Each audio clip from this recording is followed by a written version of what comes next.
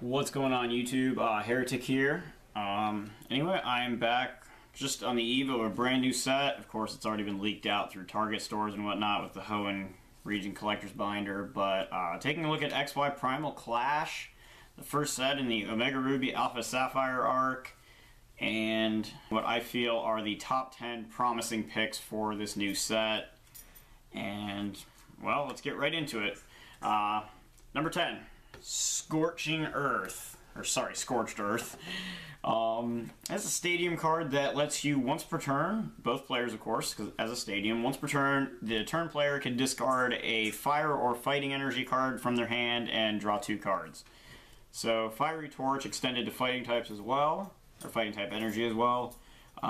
Discard, draw 2 cards, but normally Fiery Torch, well, it is a pile of dog shit. But this card, on the other hand, is actually quite good in my opinion. Good enough to crack the top 10 in what I think is actually one of the best sets we've had in a long time. And really just making it a stadium card at a time when Seismitoad is locking down items and there aren't that many draw-based item cards around anyway. There's only a small handful, and Tropical Beach, obviously having rotated out of standard format, leaves us with our supporter cards mainly to draw from, and then the Slurpuff decks that run the tasting engine. So this is definitely a welcome addition to the meta. It is type exclusive to fighting and fire, but you know, fire decks, Pyroar, the new Camera Up DX. If anyone wants to try to build Camabor or something, you know, you could probably you're probably going to want to be running this. Just really a good way to accelerate drawing, and you can always just play stuff like Energy Retrieval if you need to get energy back into your hand from the discard pile and reuse to draw more cards with it. Not as broken as Roast Reveal Ninetales was in HS, but then again, in terms of this kind of deal, what is? Except for maybe Claydol. Claydol is pretty stupid in its day. That's number 10. Number 9. Stage 2's Whee! Swampert, with an Ancient Trait to boot. Ancient Traits, something new being introduced in this set. We have been given 4 different Ancient Traits to work with. Alpha Recovery, Alpha Growth, Omega Multi-Strike, which I believe was renamed Omega Barrage. Multi-Strike sounded way cooler. And Omega Barrier, that's the one that Primal Groudon has. This guy has Alpha Growth, which once during your turn, when you attach an energy card from your hand to, or when you attach an energy card to this guy, except by, it cannot be an attachment by a cannot be an attachment by an ability, an attack, or a trainer card. There, I think we got that right. It allows you to attach 2 energy cards instead of 1. It's not restricted to any specific energy type or to basic energy. You can do special energies as well. So he has that going for him. And then his ability, Diving Search, once per turn, search your deck for any card, shuffle your deck, put the searched card on top. Any number of draw supporters or draw-based items or anything else you might have that can grab you 1 card off the top of your deck would be able to nab any card you want for you. And then basically a super-powered version of Keldeo EX's attack, back to being Hydro Pump though instead of Secret Sword in this case. 40 damage to start instead of 50, but you gain 30 more for every water energy. So at 3 waters, we're doing 130. At 4, we're doing 160 with a muscle band. That's your magic 180 right there for non-mega evolved EXs. Of course, the new Magma and Aqua ones have 190, so laugh at that. But I don't think we'd be attacking with this guy too much if we played him. He's mainly for his ability. And I guess, you know, if you were to, you'd take advantage of Alpha Growth, because why wouldn't you? That's number 9, Swampert. Number 8, Primal Kyogre, Mega Evolutions Ahoy! And this guy got a ton of support in this set, just in terms of being a Mega, having a Spirit Link, which I didn't think the Primals would get. I thought the other 2 Megas, Gardevoir and Aggron, would be the only ones to get them. I was wrong. All 4. The 2 Primals and the other 2 Megas all got Spirit Links. Both Primals look like they could be potentially very dominant. Right now, I think this is the better one because fighting does not have a reliable enough acceleration, in my opinion. Whereas this guy, much like the previous card, has alpha growth and is able to accelerate himself. Plus, there's always Blastoise. A nifty little thing with Primal Kyogre's alpha growth is that for 3 water and a colorless, his attack plays right along with it. Does 150 and then hits every benched Pokemon EX your opponent has in play for 30 damage of Snipe, and moves 2 energies from himself to one of your bench Pokemon. So in a way, that's kind of like pseudo acceleration. You're able to attach 2 energy per turn with alpha growth.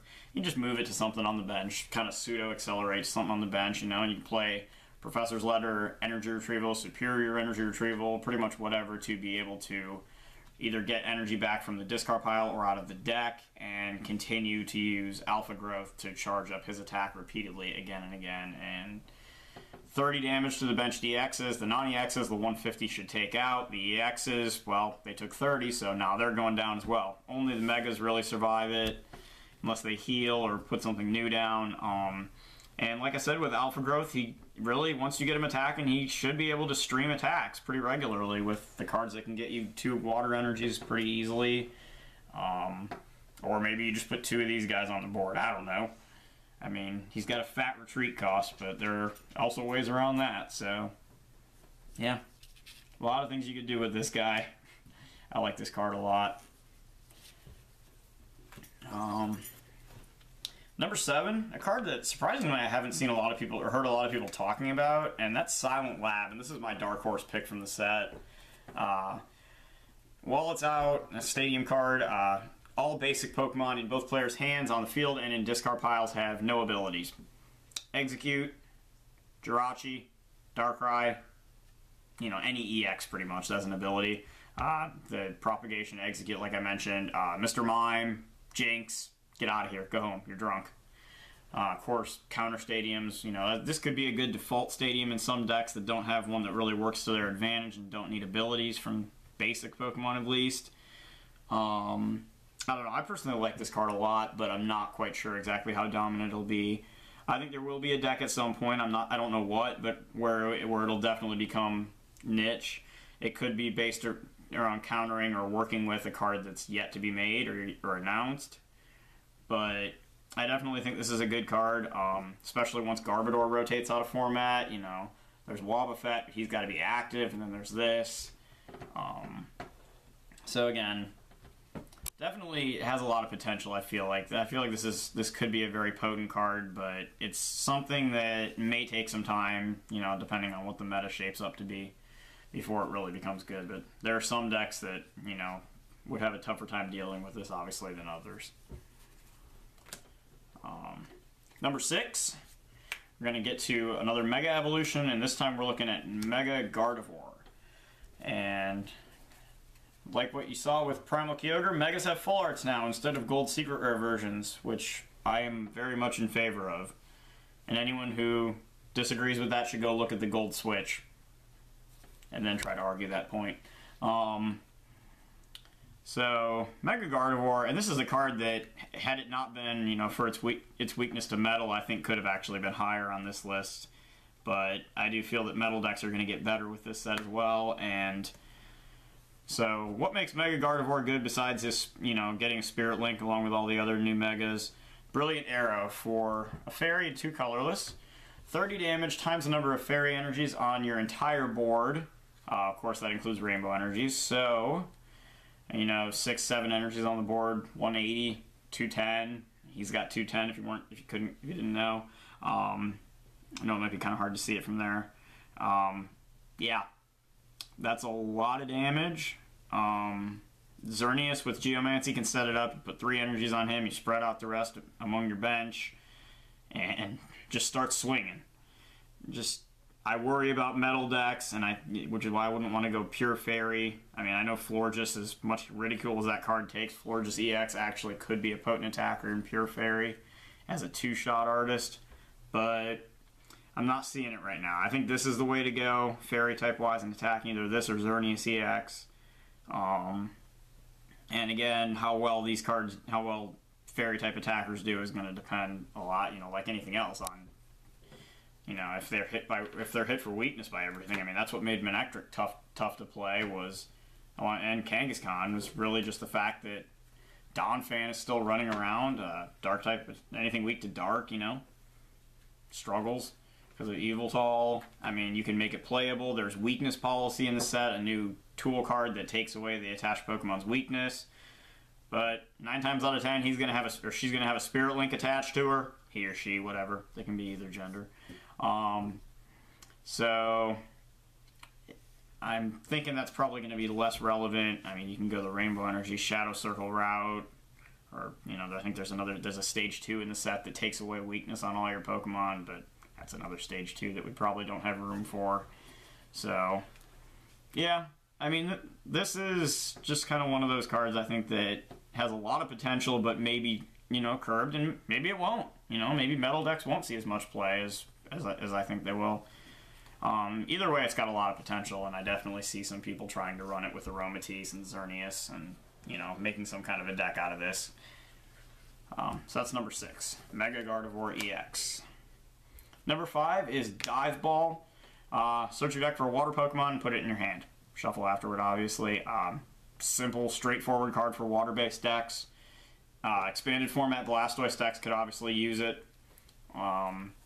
Decks running off of, you know, maybe this guy I mentioned, the Swampert or the Primal Kyogre. You know, hey, why not? Free search. Pretty limited to water types, but very good at what it does. There's really nothing more to say about that. It's a unique water type Pokeball, and there's no cost to using it. Anyone who's played the 4 Plasma Ball variant of TDK or TDL knows exactly how stupid that could be. My Lugia deck taught me that well. Number 4, Repeat Ball. Another Pokeball card for the new engine, or for the existing Pokeball engine, you know, that I think will see a lot of play. A little more versatile, still has limitations, and also does not have a cost. Just more of a requirement, which, you know, is you have to have a Pokemon in play. So if all you have is a Robo Substitute, not happening, but otherwise, yeah. Search your deck for a Pokemon that is the same as one that has the same name as one that you already have in play. So, I mean, Deoxys and Plasma, Virizion and Genesect, you know, VG could definitely take advantage of this. Donphan decks, you know, search Fanpiece, search Donphans. I feel like they'd rather use Karina, though. Metal decks, search Bronzor, Bronzong, get that stuff out quickly. You know, just really anything, you know, you run it a lot, like Yveltals, you know, anything that runs off, you know, thicker lines of things, you know, anything that isn't Aromatisse, I guess, can probably make use of this. The question is whether or not you have room, you know, how you want to build your list. It's not a must run, I would say, really, for anything, but again, it's one of those cards that I feel like just could be really good, and maybe just one copy, I don't know. I don't see this being an entire ball engine like Dive Ball could be in a water-based deck. Like, I don't see this being the only ball search card you run for any deck. You don't just go 4 Repeat Ball, nothing. Like, the only deck that could even really get away with something like that, in my opinion, would be just a quad deck where you only play 4 Pokemon. But those haven't really, to my knowledge, been super competitive in a while. Correct me if I'm wrong down in the comments below. Somebody will. But that's Repeat Ball, number 4. Number 3, Mega Aggron EX, in my opinion, the premier attacker in the set. 240 HP, just like Primal Kyogre and Primal Groudon. And Megaton Slam for 2 metal, 2 colorless. You do 120 damage, and you have the option, and it's important to note that it is an option, it's not mandatory. You have the option to flip a coin. If heads, if you do flip the coin and then you get heads, the attack doubles over in damage to 240, so unless they're a Wailord EX, you're one-shotting them. And then if tails, you still do the 120. Aurora, down. Sorry about that. If tails, you still do the 120, and then you deal 20 damage to each of your own bench Pokemon as like a recoil downside. You play Mountain Ring or Mr. Mime to get over that. Bronzong to accelerate energy. I feel like this guy really, especially since he got a Spirit Link, kind of replaces Dialga EX in a lot of ways. honestly, the thing that we might still run the one Dialga, or that I might still run one Dialga EX for is the first attack, just because it's so good against stuff like Seismitoad. But then again, why do that when you could do this? Just deal 240. And you might say, well, that's only 50%. You know, that's a coin flip. But you know, that's why we have Victini with Victory Star. If you guys are wondering why I'm not using Trick Coin with this instead, as opposed to Victini, and why I'm specifically choosing Victini, it would be because you're pretty much always going to have a Spirit Link on him, as that's how you're going to get him into play. One turn quicker. So we'll be using, I mean, I personally feel like it's better to use Victini with Victory Star to reflip the coin. You know, if needed to, you go from a 50% to a 75% chance that you deal the 240 damage. Of course, as I said before, the coin flip is an option, so if you're doing enough damage already with the 120, then just do the 120. I know a lot of people right now are going crazy about Mega Gardevoir, and I can understand why. And if it wasn't for this card, I honestly think that Gardevoir, I mean, Metal Decks would still be around with Dialga, but I think that they'd be a little less potent, and Gardevoir would probably run a little crazier. But with this powerhouse, I don't know. This is another one where I feel like more people are talking about Gardevoir, and that's, you know, that's understandable because it's an awesome card. But this one, to me, this is the ace in the hole in this set as far as attackers go. This is, like I said, it is, in my opinion, the premier attacker in Primal Clash. So that leaves us with 2 cards remaining. And at number 2, we come to our newest item-based draw card, and that is Acrobike. And this card, to me, mathematically equals, you know, depending on how you look at it, either a 56 or a 52 card deck if you run 4 copies, or anywhere in between if you want to get real technical. It's real simple. Just look at the top 2 cards of your deck, add 1 to your hand, discard the other. You know, helps with draw and discard, you know, like sending stuff like energies in a Bronzong deck or a dark deck, you know, Yveltal with Oblivion Wing, pretty much anything you don't want, that you don't really, that you might want in the discard pile. Maybe you can retrieve a supporter with Versus Seeker, something you just don't need straight out. I mean, just put the better card in your hand, the one you need more. I think that's really the big thing. I mean, heck, if there was an item card that said draw 1 card, I think a lot of people would try to find room to play up to 4 copies of it, because you'd be playing a 56 card deck. Now, unless you're overly worried about Toad, this is honestly better than that would be, I think, because you get to pick from 2 cards, and, you know, again, unless you're worried about Toad Lock, you know, preventing you from playing it, I see no reason why not to run this card. Space could maybe be an issue, but for those lists that can afford to slim down and open up the 4 slots, or as many as you can afford to me, this card just helps trim the fat and go for pure consistency, and consistency is king, as many of us know. So yeah, I really like this one right now. I think this is going to be a big card, and I think it's got a lot of potential. And that brings us to our number 1, and so we'll quickly reprise our numbers 2 through 9 here, or 2 through 10, sorry, start back at number 10, Scorched Earth. Number 9 was Swampert. Number 8 was Primal Kyogre EX. Number 7, Silent Lab. Number 6, Mega Gardevoir EX. Number 5, Dive Ball. Number 4, Repeat Ball. Number 3, Mega Aggron EX. Number 2, Acrobike. And that leaves us with our number 1, which of course is Teammates. Brand new supporter card, like the new version of Twins, except instead of having to be behind on prizes to use it, just falling behind on prizes and using like 2 or 3 of them in consecutive turns, you have to have had one of your Pokemon knocked out during your opponent's last turn, and then, like Twins, you search your deck for any 2 cards and add them to your hand. Now, I think this is a better requirement to have to fulfill, as opposed to being behind on prizes.